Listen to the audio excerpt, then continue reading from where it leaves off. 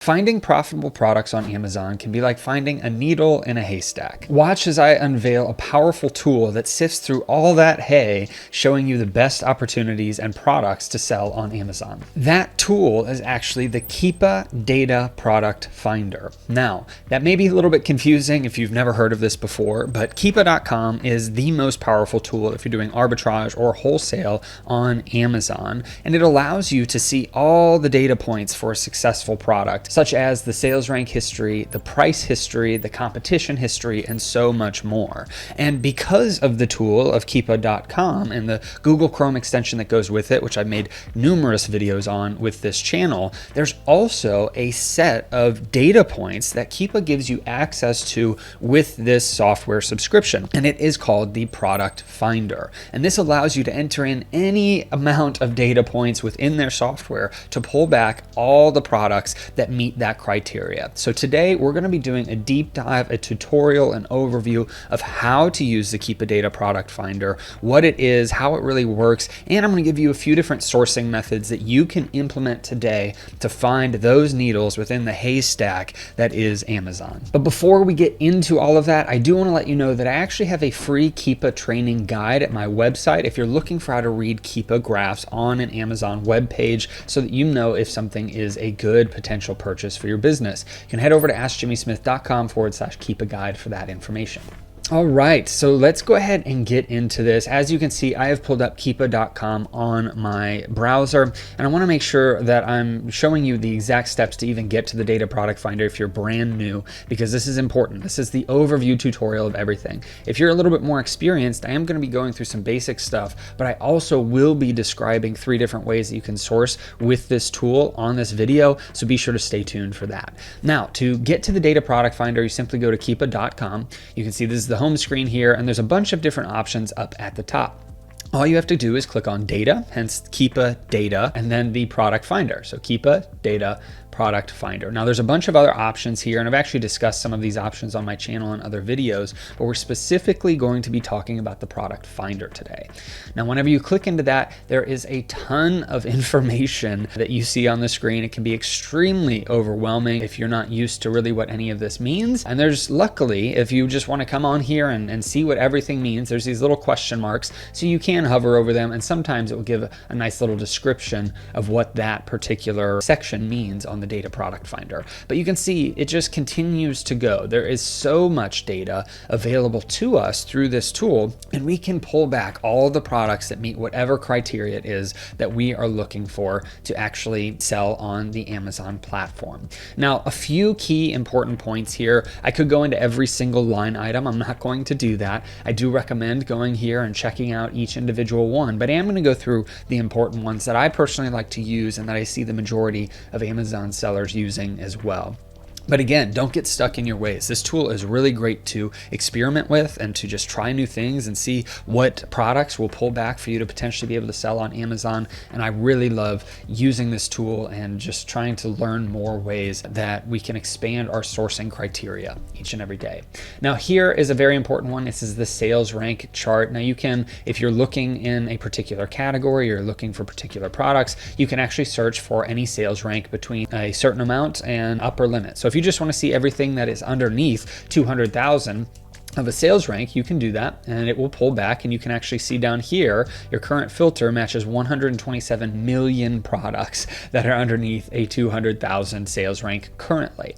But what's really powerful with some of this Keepa information is you can actually see 30-day, 90-day, and 180-day averages. And so this is a very important piece of information because we can kind of manipulate the data to show different products that may be picking up speed in how often they're selling, or maybe they're slowing down in how they're selling based off of its history. And so you can really start to manipulate this in the future.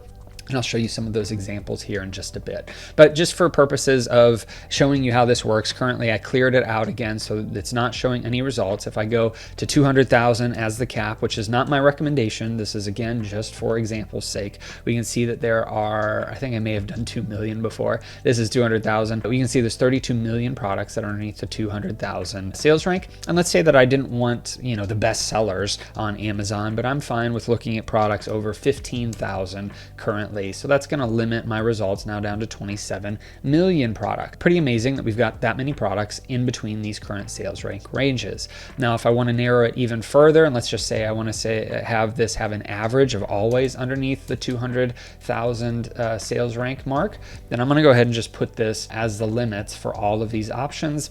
And now we're down to 4 million products. So it really narrowed that down quite a bit. Okay, so this is how you can use the sales rank section to look for items that are selling consistently and have been selling consistently over this history of the products. Now you can also look for things that have no sales rank if you wanted to try to find those hidden opportunities, or maybe look for things that are at its lowest ever sales rank so you can see what's really picking up steam in its amount of sales each day. The next thing is the buy box. Now, the buy box, if you don't know, this is what's typically shown on Amazon's sales pages. Now the buy box actually rotates in different areas. So this is just the best data that Keepa has. It may actually be different depending on where you're located in the country. But the buy box is essentially the price that it's selling for. And maybe you want to be able to see prices that are anywhere from $15 at a minimum up to $40 at a maximum. That's what you want to see as the current buy box, for example. Well, now we went from 4 million down to 1.5 million products. And we can do the same thing and just say we want to see minimums always above 15. So that way we know that it's never going lower than that. And I'm fine with keeping the prices here. And now we're still at that 1.5 million products shown. Now, this next section is Amazon. So we can see that Amazon is on a listing or not. I personally typically will recommend for arbitrage sellers to look for times when Amazon is out of stock. So if you do that, it brings it down to 1.4 million from the 1.5. It didn't remove too many, but that is just currently out of stock. This doesn't mean that they've never sold on the listing. As you can see, there's still averages here, but we're just going to leave it as Amazon out of stock. Now, for whatever reason you wanted to compete with Amazon, or you're looking for specific opportunities where maybe you're trying to buy from Amazon and sell it at a higher price later, you're doing an Amazon to Amazon flip, you can use this section very creatively as well. Now, some of these things you can also skip. This is just the new price in general, which takes into account the FBM price, the fulfilled by merchant, as well as the FBA price. You can see just the FBA prices if you wanted to also compete there. And then same here, you can just look at the FBM price in general if you wanted to look for fulfilled by merchant products themselves. All of these I typically will remove for arbitrage and wholesale sourcing.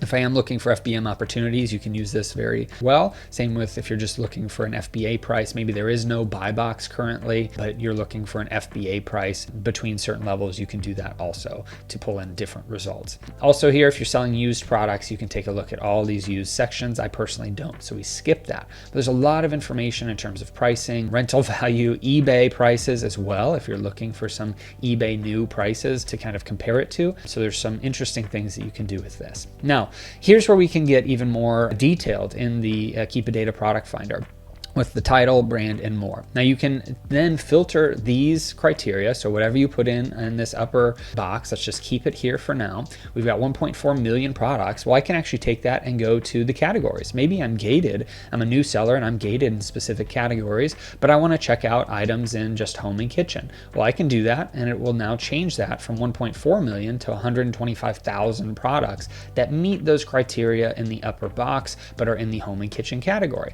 Well, what if I want to sell in grocery? Well, I can click on that, and now there's only 9,000 products that meet all those criteria from above. So this is really powerful to hone in on your sourcing in specific categories. Additionally, I'm going to go back to all root categories so we can show this. We got 1.4 million products again. You can actually go to subcategories if you want. I don't typically use that, but if you have a specific subcategory that you're interested in, you can actually use that to hone the results even more. And then the text field. So with the title, this is an important field that I personally love to use just in regular sourcing. I've done many videos using this field, and you can see if we hover over this and I try to zoom in there, this title of the product actually works on a keyword basis. So it essentially means that the product's title must contain the specified strings keywords, which are to be separated by a white space. The search is case insensitive. Partial keyword matches are not supported. So for example, you can see here, there's a first example. I'll try to zoom in even more. So digital camera Canon. In that first example, if you're just typing in those 3 words, the title must contain all 3 keywords in any order or position. So that does not mean that it's going to show up in the title of digital camera Canon in that order every time. It could be digital, blah, blah, blah, camera, blah, blah, blah, Canon, right? And those could be just a way for Keepa to pull back any listings that have those words. Now, the next example that they give is digital camera in quotes and then Canon after that. So in this example, the title must contain the keyword digital camera together and then Canon at some other point in the title. So it could be digital camera, blah, blah, blah, Canon. It could be Canon, blah, blah, blah, digital camera. Either way, digital camera has to be together if it's in quotes. And then lastly, you've got another example of a negative sign or a dash and then the word digital right next to it. So dash digital and then space camera. So the title must not contain the keyword digital, but must contain the word camera. And so that is the way that you can use negative keywords if you're looking for things that maybe aren't digital cameras in this example. You're just looking for other cameras that are not digital. Maybe they're more film cameras, right? And so that's a way that you can use the title field very extensively and pull back almost exact results that you need. And it's actually going to go into one of the 3 sourcing examples that I'm going to give here once I'm done going through this overview. But you can use this to really hone in. For instance, if I wanted to look for Oreos as a brand, I could look up the word Oreo, and that's going to pull back 9 products that meet the criteria from above, right? Which is very powerful. Well, if I'm looking for the word Oreos, that's going to change it to 1 product because of the way that the title was done. And so this is a very impactful thing that you can do. Now, if I wanted to look for the word Oreo cookie and it's got cookie in the title, we're going to see Oreo in the title and cookie. We've got 1 product that matches that criteria. Now, if I wanted to see Oreo cookies in quote, most likely, I'm assuming there's going to be 0, but let's see. We've got also showing as 1 product currently that has Oreo cookies. Let's see if we take out the S, now there's 0 products. So see how powerful that can be. I went from Oreo cookies in quotes, which means the title has to contain both next to each other. Got 1 product. And then if I go over here and I change it and I take away the S because it has to be Oreo cookie, it goes down to 0 products. So this is very powerful. I love using the title field for multiple things. You can use it for, let's just say, paleo items, right? There are 165 things that fall underneath paleo. And let's look paleo and then vegan, which may not make any sense, but 82 products there that show up for paleo and vegan anywhere in the title. But if I were to do negative paleo, but I want vegan in there, then we've got 3,349 products that are vegan and don't contain the word paleo. And then lastly, if I were to do negative vegan, let's see how that, got 83 products that include the word paleo, but don't include vegan. So very powerful field that you can use. I love it. And I recommend using it pretty much in almost any search that you're doing. So it's very powerful. Now, the next thing you can do is you can actually see different types of entries here. You've got type. So this would be, any types of drinking cup or hat, rug, sticker, etc. I typically don't use this too often. Product group, also a bunch of different examples like shoes, automotive parts and accessories. And you can also say, hey, it's one of these things or it is none of these things. That makes it really very powerful to make it more of an exact search that you're looking for different types of products, whether it's one of or it's none of. So you've got multiple options here, or 2 options there to hone in on those searches for yourself. Now, the next thing is also size. You could take a look at any size if you wanted to. Author, if you're doing books. Part number is important if you're dealing with things like manufactured parts, whether it's like a washing machine or a refrigerator, or it could be lawnmowers or any parts that go in there. There's typically manufacturing numbers. And you can search for those manufacturing numbers in here and just do an exact search and it'll pull back those items for you. Same with manufacturer. Maybe you're looking for not just the Oreos in the title, but you're looking for a specific manufacturer of that product. You can put that in there. Model number, edition, binding. So after binding, you've got brand as an option. If you want to put in the brand of the product, sometimes the brand and the manufacturer may actually be different. You may have a manufacturer such as Nabisco. You may have a brand as Oreo, or you may have Johnson & Johnson as the manufacturer and a different brand as one of their brands underneath their manufacturing label. Also, you can look for color, format, and languages. So a bunch of different ways that you can really hone in on those searches. Now down here it gets very interesting. New offer count I really like to use. This is the competition that is shown in that bottom box on the Keepa graphs. And so you can say, hey, you know what? I don't want to see any private label products. A private label product typically will have 1, maybe 2 sellers if they've got an FBM and an FBA listing on there. So I also don't want to really deal with many exclusive wholesale accounts. So let's just say I want to see a minimum of 3 sellers on here. Now in that minimum of 3, we've got 11,000 products down from the 1.4. If I clear that out again, you can see we've got the 1.42 million products. And if I want to see currently 3 sellers on that listing as a minimum, then we've got 11,000 products with 3 sellers at a minimum. Now, if I want to see maybe a maximum of 8 sellers, I can put that currently, and we can see now it went down to 10,000 products down in the bottom. And then you can also look at the 30-day averages. You could always say that this has a minimum of 3 sellers on it, and that brings it down to 6,000 products. So that way we kind of can hone in on those arbitrage opportunities.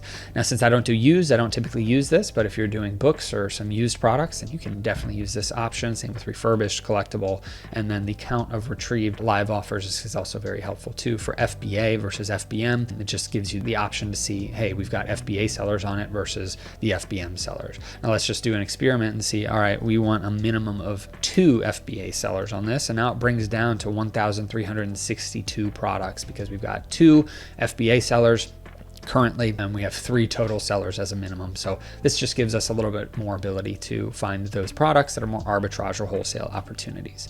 Now you can also say, hey, I don't want to see Amazon at all. Maybe I want a third-party seller in the buy box. So I'm going to click that, and it leaves it as the same because we have Amazon listed as out of stock up in the top section. If you remember that right here, Amazon out of stock. So we shouldn't have any buy box of Amazon, but you can leave this as all as well. So it won't make any big difference.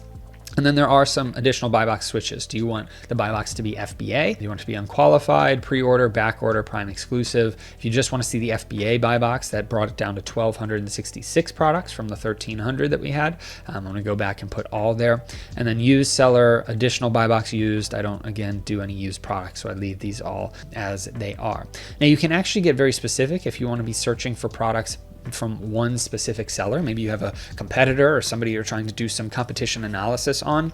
You can actually search for all their products with this specific section, and you can add in multiple seller IDs. If you've got maybe a list of 30 competitors that you would like to look at all of their listings that meet specific criteria, you can put all the seller IDs in here, and you can see that there's a nice little example or description of what that is here for you. You can also take a look at the buy box percentage, Amazon buy box share that they've got here. Same with the top seller share. And then you have the buy box winner count days, which is the number of sellers with the buy box ownership within the 30-day period. So let's say if it's within 30 days, we want to see buy box got 4 different people won the buy box, or maybe over 90 days, we want to see 6 people won the buy box, right? We can play around with these numbers that allow us to just get more specific with those searches. And I'm not going to touch it. I really don't use this that often, but it's definitely something to be aware of. You can also take a look at physical product, digital products, or ebooks. Now for our current searches, we may not have many of these, but I'm going to take out ebooks. I'm going to take out digital products because we're selling arbitrage. So it did not change it at all, but depending on the search, it may make a difference. Also, let's say I don't want to do any variations. I can do no variations, and we bring it down to 347 products from the 1,365. That's a pretty big difference. So if you don't like doing variations, definitely click that. Or maybe you're looking specifically for variations, then you can click is variation, and now we have 1,000 products. It's nice to use depending on the types of products that you're searching for. Now, there's image counts, there's variation counts, there's the last pricing change, how long it's been tracking, all of these different things that you can utilize. You can even look for release date. That can be helpful if you're looking for some newer products or older products. And then if there's any out of stock or suppressed buy box percentages, very powerful to use this stuff as well. Just depends on what you're looking for. Sales rank drops is also powerful. I know a lot of sellers that look specifically for sales rank drops. So maybe they don't care as much about the sales rank themselves, but they want to look for things that have in the last 30 days, 20 sales rank drops as a minimum. And we want to see that over 90 days, maybe it's 60, and 180 days, we're going to do 120. So that way now we have 136 products that have a good sales rank and also have a good number of sales rank drops. And then bought in the past month is actually a newer feature as of the time of this recording anyway. And you can see based off of Amazon search engine results pages how much it has been purchased in the last month. Now, there are ranges. So if it's under 50 sales in the last month, Amazon doesn't give that data. If it's over 50, then it does. So if you're looking at slower moving products that don't have that 50 amount, let's say we want to say it's 49 or less, it's going to bring it down to 0 products because Amazon doesn't provide that data. They only provide if it's over 50. So if we actually do this and we look at over 50, then we've got now 115 products. If we want to say 50 to 99, now we have 62 products. So we can get very specific. Maybe we want to see items that have over 200 as a minimum. Let's see if there are any. There's 21 products in our criteria that have over 200 sales in the last month and meet all the other things that we've also input here. Rating, if you want to see things that are over 3 stars or 4 stars on average, then you can do that. Review count is important because maybe it's a newer product and you're looking to see that, hey, the reviews have been going up. Maybe there's just at least one review on the product. I like to make sure that there's one review typically, and that didn't change it at all. This is very powerful as well. So you can see things that maybe getting more sales and getting more reviews over that time period. So you can say, hey, we want to see an average review count of 100 reviews, and then 90 days ago it was 75, and 180 days ago it was a minimum of 50. And so we're seeing an increasing amount of reviews. You can do some very cool things with this section. Again, this is overwhelming. This is a lot of information. This is a tutorial though to show you, hey, how do we think through these things? What are some exciting ways to use the Keepa Data Product Finder? Now, availability of the Amazon offer, you can say, hey, Amazon is in stock, or no Amazon offer exists. It's pre-order, it's unknown, it's back ordered, or the shipping is delayed. Depending on what you want, you can use this. A lot of times I don't play around with this too often because I've really honed it in on all the other options that we've got above. Pick and pack fee can allow you to find specific items in certain sizes. So if you're looking for small standard or large standard or oversized, you can find those items based off the pick and pack fee. If you'd like to use that, you can. Same with number of items. If you're looking for maybe some bundles or multi-packs, you can use this to really hone in on those options as well. Same with package dimensions, package weight, item dimensions, item weight, and then if there's any coupons, subscribe and save coupons. And then here are some additional switches. I've never used the map restriction one for a minimum advertised price. You may have a use case for it, so I'm going to mention it. Same with Launchpad. If you're looking for hazmat products, this is a great one to have. Or if you don't want hazmat products, definitely click no. That actually brought it down from 21 down to 19 products, so it helped. Adult products, trade-in eligible, prime eligible, or buy box, and then subscribe and save options. And then here is one to allow products with possibly outdated price information to be included. This is something that can, as Keepa shows, if you sort or filter by any offer related data, the results will be restricted to products with a last offer update no older than 3 days unless this checkbox is checked. So if we're looking for things that may be a little bit more outdated, let's see if that changes it much. So 19 went back up to 21. So there's 2 things now that have some outdated pricing information, and maybe we're okay with that. So let's just take a look at these results now based off of everything that we've put in. This is pretty powerful, right? We can see things. We did not hone it in on a particular category, I don't believe, but we've got barbecue sauce 2-pack right here. We've got toner cartridges. We've got, what is this? A Saltwerk gift box, a caramel macchiato deluxe frappe latte mix right here. So a lot of different options. Now, you may find some duds here, right? These aren't going to be all perfect replenishable products or things that are going to be excellent for you to purchase and send into Amazon, but it did hone in millions upon millions of products down to these 21 items based off of what we had put into the system. And actually, I'm going to go right back real quick and rerun this. And the reason I'm doing that is so that we can kind of see what the Keepa chart looks like here. So I'm going to go ahead and click on this right here. And we can see this Keepa chart looks like it does sell well. The pricing, though, has been dropping a little bit. And so that would be a concern of mine.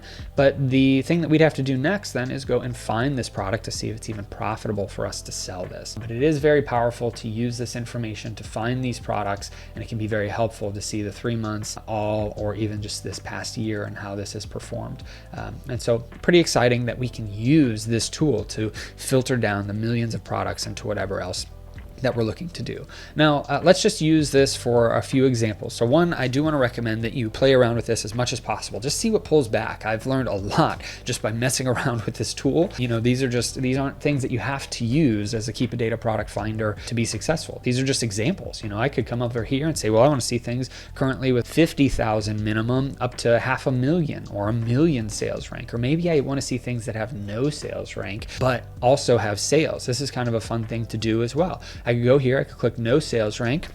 Currently, I'm going to get rid of all of these, and we've got one product that hits this criteria. But if I scroll down to the sales rank drops, we've got 20, 60, and 120. Maybe I take these out because there's no sales rank.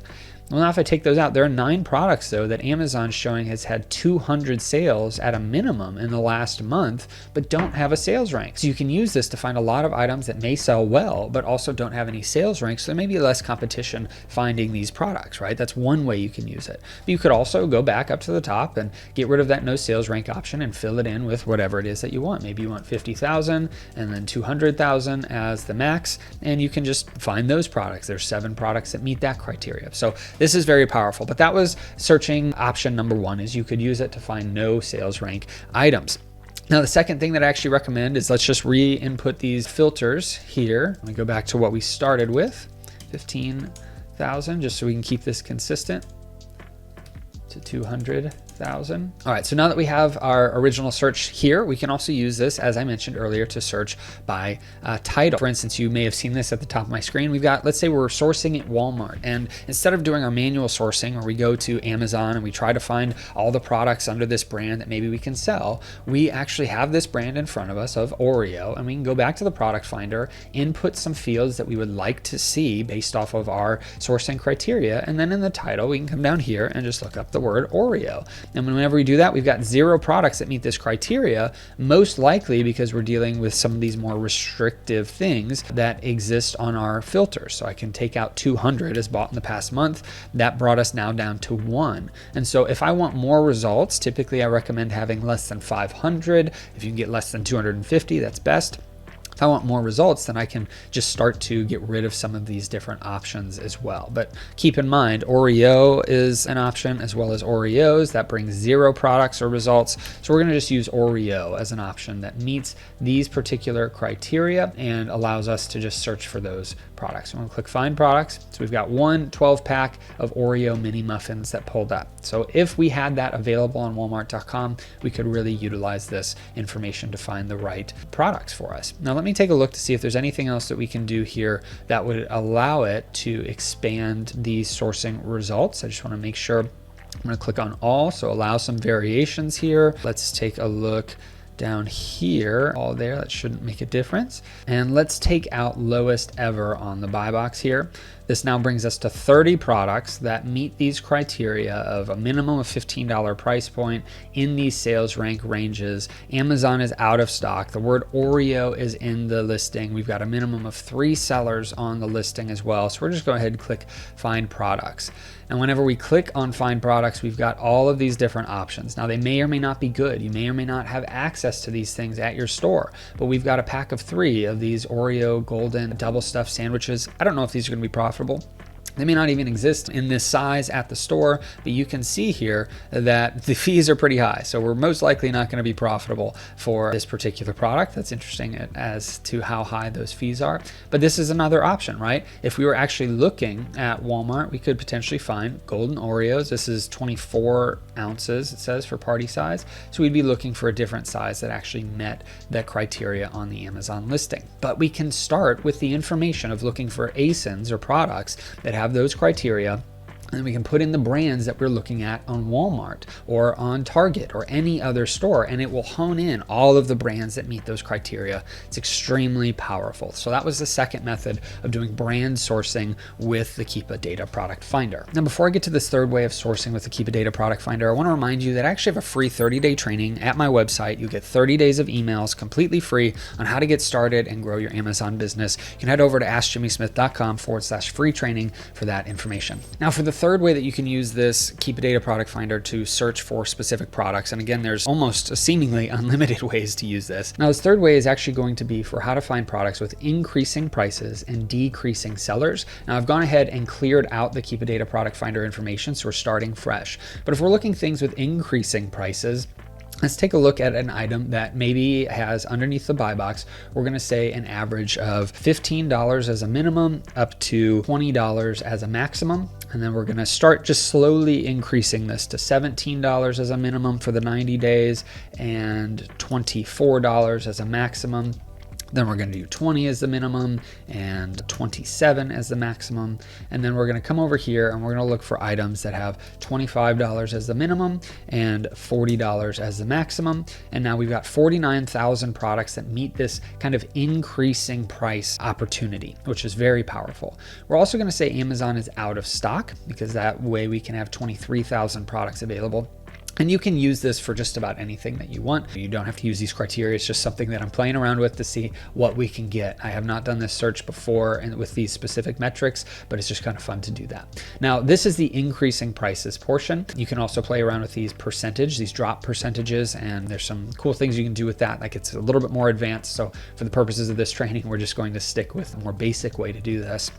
Additionally, for decreasing amount of sellers, that means we would have to come all the way down here to look for the new offer count. And so let's say we want a 180-day average that had a minimum of 7 sellers.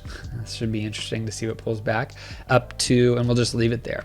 And then we want a minimum over here of 6 sellers, but we want a maximum of 10. So now we have 1,400 products, and then we want a minimum of 5 sellers with a maximum of 7. And now we've got 800 products, and maybe now we're looking for a minimum of 3 sellers with a maximum of 5. Let's see how many we get. So now we're down to 342 products and have an increasing price point and a decreasing offer count, which allows us to find products that maybe we can buy and send in, and there's less competition. So this is a very doable amount of products. If you wanted to hone this more, you could do that. You could look at FBA offers included or at the current level. You could even go down to different titles or even categories. If you wanted to see what's in grocery, for instance, we can see there's 4 products in grocery that meet those criteria. Let's just take a look and see what pulls back for this. And we can also then take a look at the Keepa graph to see kind of what we're talking about here. So let's look at this pack of 4 of this item. I'm going to go ahead and click on the Amazon title here so that we can see this on the Amazon page. This is for Sabritas, and it looks like the lemon, salt, and lime options here. So if we can find this, then great. Now it's showing 0 FBA sellers and there's 4 FBM. So maybe I want to go back because I want to find things that are more doable for an FBA seller. You can actually see here though, the buy box price has been increasing, and it increased to a high amount while the sellers were decreasing. I think that's very powerful to see items like this. Let's actually go back to this advanced filter, and I want to make sure there's at least 1 FBA seller on this listing. So we'll go back to the same section and we'll say from 1 FBA seller. Let's see if that, now we've got 3 products. Now it shouldn't pull back that lime chips option that we just looked at, and it didn't. So it did its job. Let's take a look at this Bisquick option here underneath Amazon. Now we can see here, this is under brand of Pancake, so I would not purchase this because that brand is incorrect. The brand is actually Bisquick. But let's just take a look at this. We've got 1 FBA seller and 5 FBM. Now with this, you can see Amazon is not currently selling it, but they were at one point. And you can also see that the price has been increasing over these last few months, and the sellers have been decreasing. So it did its job again. Now I made these very restrictive. We're just looking in the grocery category. We could again expand that out to any category, and we could also make it a little bit more of an open amount of pricing or seller changes, but again, that's very powerful. So those are 3 ways that you can use the Keepa Data Product Finder to find more products. Hopefully this overview and tutorial was very helpful for you. If you're looking for more ways, I'm actually going to put a link in this video for you for another method of using the Keepa Data Product Finder called the Keepa Parameter method. That's very interesting, and it's based on using your current products that are selling well and using that data and turning it into new data that you can search for similar products on the Keepa Data Product Finder. That will be linked here for you. I hope this video helps you. Ask your questions and comments down below. Again, all those resources I've mentioned for free trainings and Keepa guides are listed in the description below, so be sure to check those out. Hope this video helps you and blesses you, and you have a great rest of your day and a blessed rest of your week.